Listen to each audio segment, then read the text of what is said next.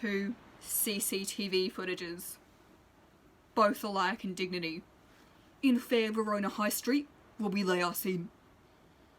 MacDonald and O'Brien, two of my most intelligent detective inspectors, have been tasked as the primary investigators in the Globe Task Force concerning the suspected homicide of the Montague gang member Mercutio, a murder born of an ancient grudge breaking new mutiny. The circumstances surrounding this spilling of civil blood that makes civil hands unclean are currently unclear. We also believe that this murder is a catalyst for the second homicide of the Capulet gang member Tybalt. DI Imogen MacDonald has been assigned with examining the CCTV footage from Baz Luhrmann's Food for Feasting grocery store, whilst Detective Inspector Emily O'Brien has been assigned CCTV footage from Zeffirelli's pizza place. Both first and second-hand witness statements have also been taken at this point in time. Considering the high-profile nature of this case, it is unsurprising that the press has been circulating numerous and unsubstantiated rumours regarding the cause of Mercutio's death. Theories such as childish misadventure, tragic circumstances, fate, or a lover's goodwill. Not to mention the considerable pressure being applied by both the Montague and Capulet families on the Verona Police Department. That is why it is pertinent that my DIs solve this case and put the rumours to rest. DI O'Brien, your analysis please. After careful examination of CCTV footage recovered from Zeffirelli's pizzeria, I believe that the victim's, Mercutio's, manner of death was accidental, possibly manslaughter. My current evidence points to an act lacking motive and premeditation. What type of evidence would that be, DI O'Brien? It chiefly came from the CCTV footage acquired from the pizzeria. It was damn lucky that it had cameras pointed directly at the incident. Multiple cameras. From multiple angles. Anyway, from what I can see on the tapes from Zeffirelli, the fight that led to the death of Mercutio was between boys, not men, and certainly not violent gang members. The primary witness, William Shakespeare, stated in the first lines of his testimony that the incident stemmed from some kind of feud between the Capulets and the Montagues. Here, listen to the recording. From ancient grudge, break to new mutiny, where civil blood makes civil hands unclean. As far as I can tell, Mercutio, though friends with Romeo, wasn't a Capulet or a Montague. This, I believe, furthers the theory that this death was simply an accident. Zeffirelli's tapes show that Mercutio and Tybalt were not sworn enemies at all, more so just boys trying to impress their friends. Oh yeah? How'd you come to that conclusion? Well, further witness testimony from this Shakespeare bloke also highlights the youth of these boys and Juliet, stating that Juliet hath not seen the change of 14 years. Zeffirelli's tapes indicate a clear decision to emphasise the youth of the two lovers, as it's also been verified that Romeo and Juliet, who sometimes also go by Whiting and Hussey reportedly, were only 17 and 16 at this time. By my own estimations, this again highlights the innocence and naivety of all those involved. One witness, by the name of Jennifer L. Martin, even described Romeo as weeping innocent within this depiction. The incident itself, from Zeffirelli's vantage point, starts as Mercutio sits in a fountain gurgling its water and Romeo runs in. Tybalt and his friends then enter and attempt to start a fight with Romeo, who, too consumed with love for Juliet to fight, shakes Tybalt's hand. Tybalt's response is nothing short of childish.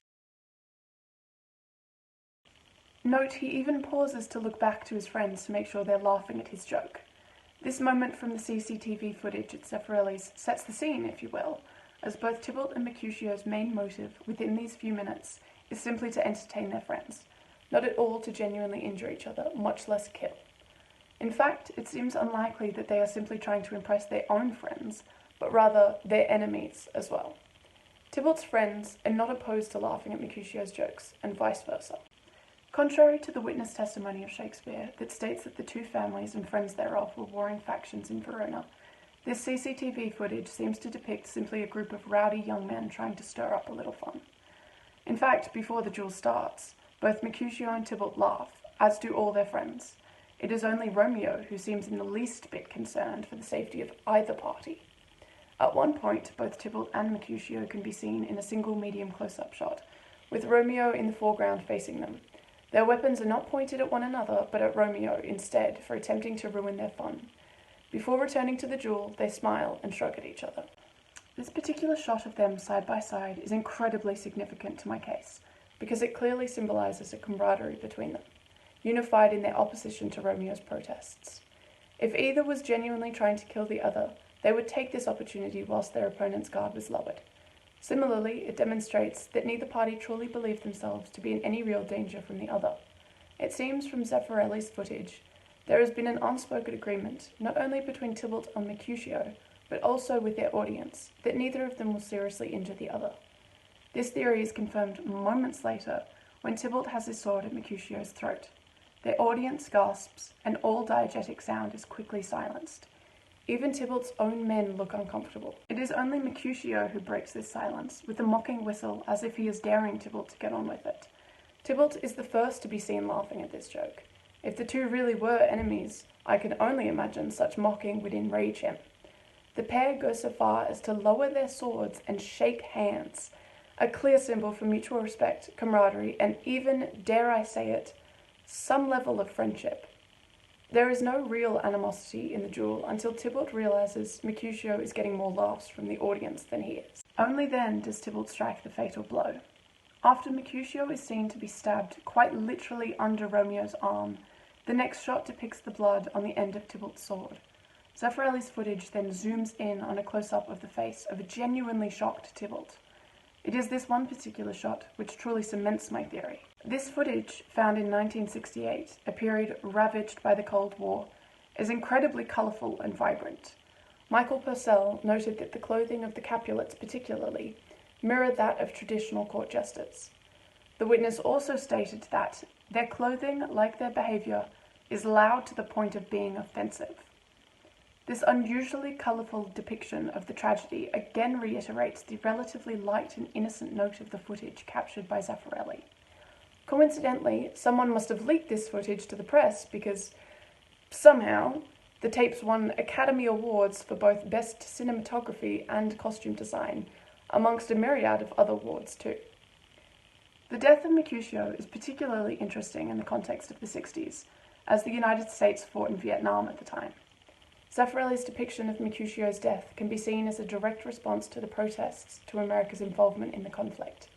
Mercutio dies, not at the hands of an inherent enemy as is shown in the witness testimony from Shakespeare, but rather takes a pacifist approach, wherein neither party truly wanted to hurt the other.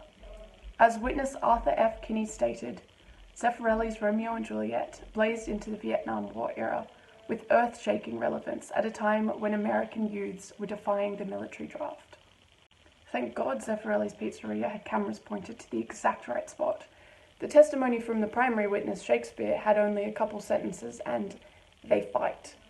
As far as I'm concerned, it's an open and shut case. Mercutio and Tybalt had absolutely no intention of actually doing each other any serious harm. Mercutio's death resulted from the naivety of boys attempting to entertain their friends. D.I. MacDonald, your analysis, please. Upon detailed, careful and exceptional analysis of CCTV footage recovered from Baz Luhrmann's store Foods for Feasting, I, with the help of my colleague, have reached the only appropriate conclusion of who is responsible for Mercutio's death. But first, I need to draw your attention to this. The most obvious and immediate difference between Shakespeare's Romeo and Juliet and Lurhman's is the total transformation of the tale's world, specifically the filmic world. Instead of a critically faithful interpretation, Lurhman, according to witness B, Rockus and Woodall, intentionally creates a world that would seem faintly familiar and consequently appealing to young filmgoers. It is a film intended for young people. In other words, as witness C. King states, this is Shakespeare for the MTV generation. This approach achieved the title of highest grossing film to use Shakespeare's traditional language, but it has had, as witness D. Hodgson stated, most mainstream critics balking. But despite the changes to the filmic world, witness A.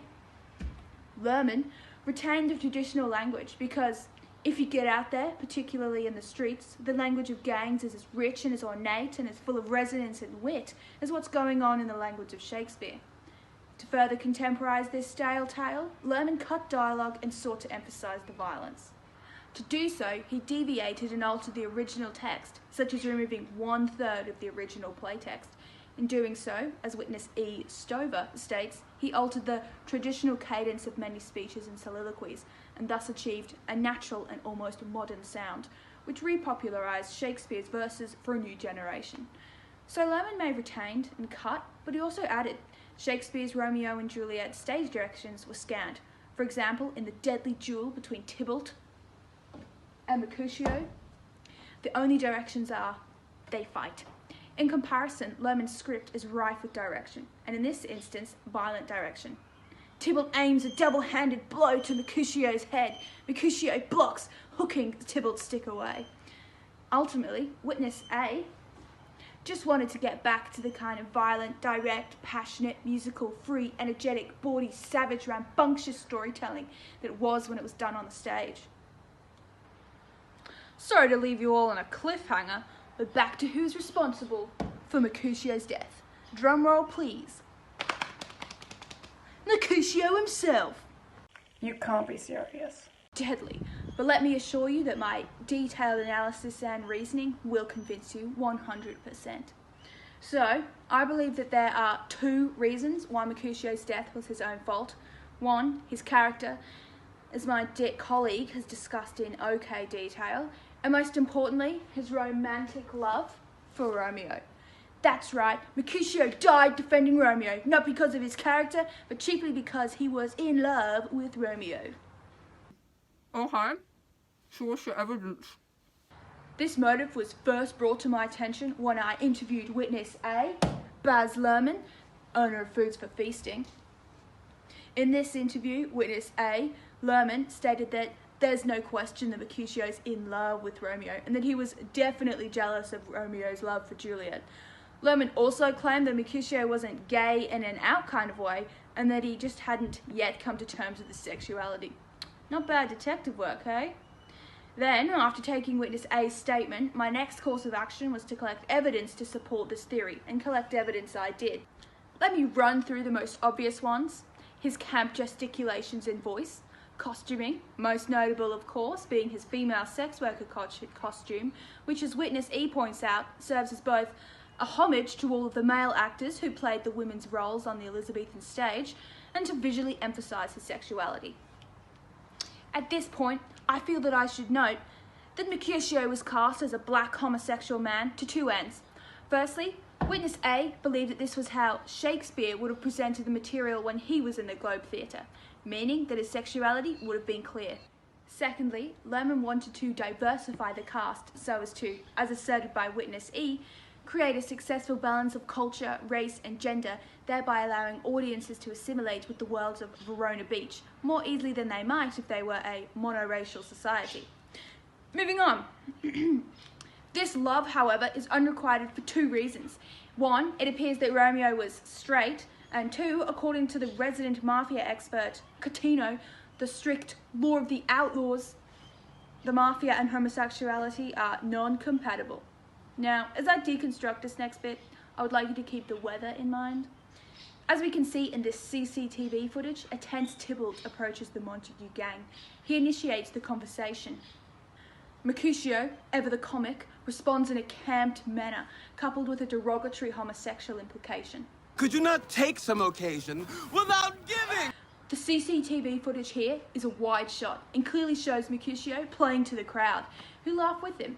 This camera now captured Tybalt in a close-up, which enables us to see his strong, emotional, and negative one at that reaction. But when Tybalt responds in kind, Mercutio's wide shot switches to a close-up.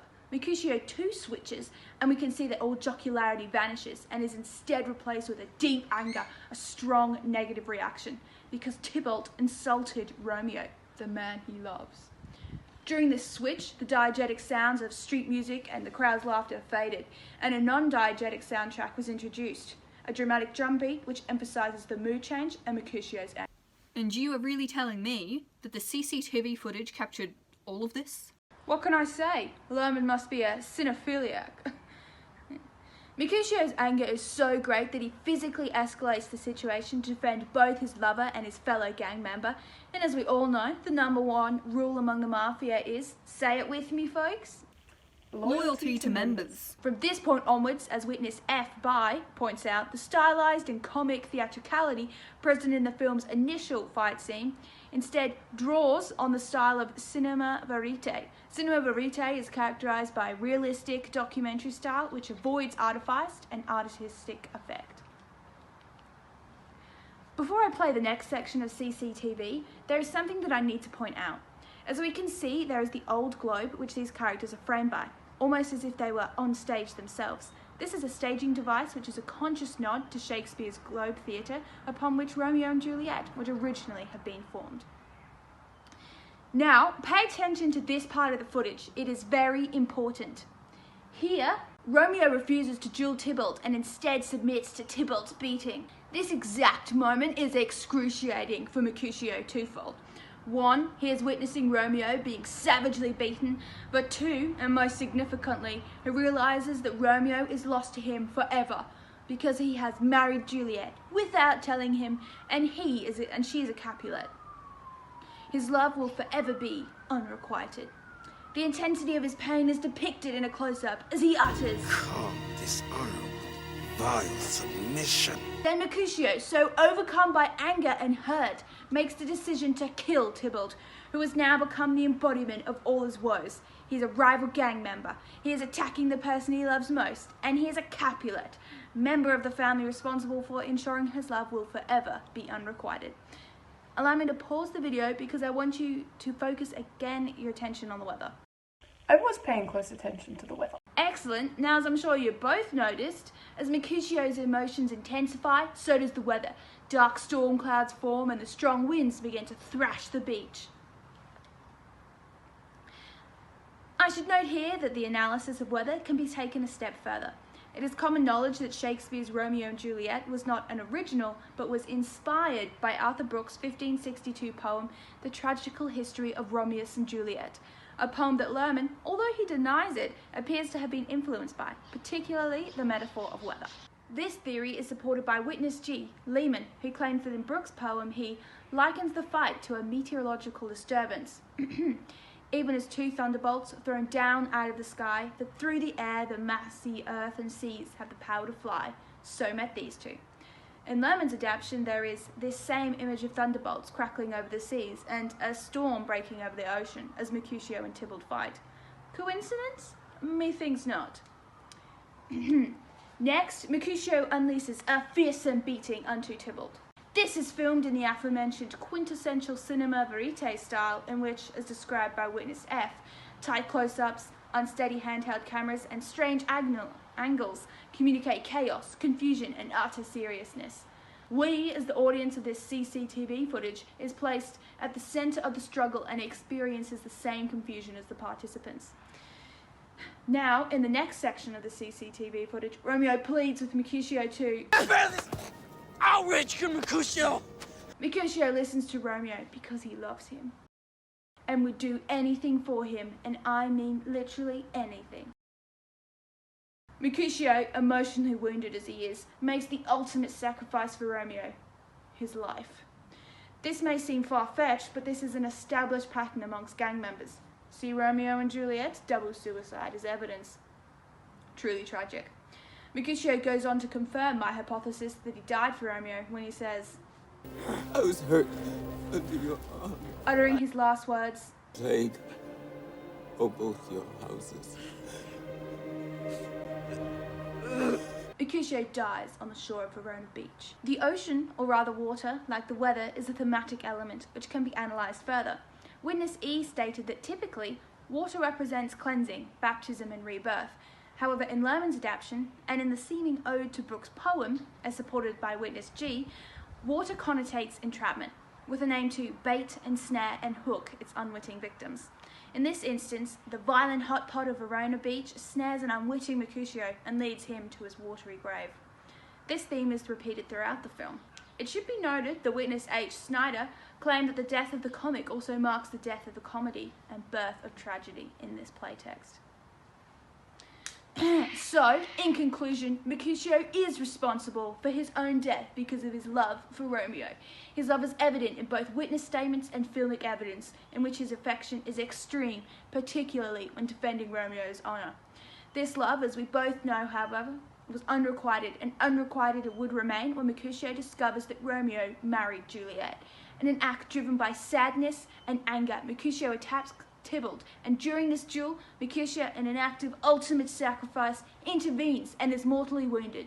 Therefore, despite extenuating circumstances, such as his character and gang loyalty, it is Mercutio's love for Romeo that causes his death. I rest my case. So how did my two best detective inspectors view two versions of the same event and conclude very different motives? Surely there has to be a truth out there. One true version of events.